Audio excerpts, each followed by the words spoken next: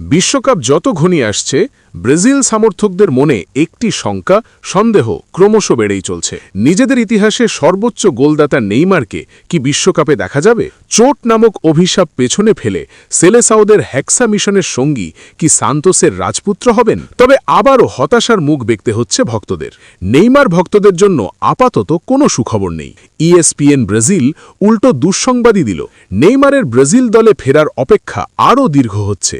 Carlo অ্যাঞ্চেলোত্তির দল আগামী মার্চে ফ্রান্স ও ক্রোয়েশিয়ার বিপক্ষে দুটি প্রীতি ম্যাচ খেলবে। ESPN-এর একটি প্রতিবেদন জানিয়েছে, অ্যাঞ্চেলোত্তির পরিকল্পনায় এখনও জায়গা করে নিতে পারেননি নেইমার।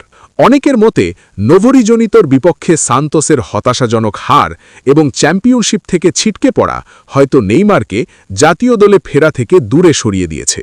বিশ্বকাপের আগে যে দুই গুরুত্বপূর্ণ প্রীতি ম্যাচ ব্রাজিল খেলবে, সেই দুই ম্যাচে শক্ত প্রতিপক্ষের বিপক্ষে খেলোয়াড়দের শেষবারের মতো পরখ করবেন কোচ আঞ্চেলোত্তি।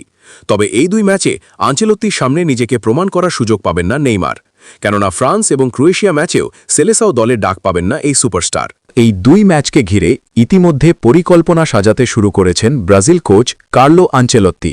ESPN-এর দাবি অনুযায়ী আসন্ন এই দুই ম্যাচকে সামনে রেখে নিজের পরিকল্পনাতে নেইমারকে রাখেননি আঞ্চেলোত্তি।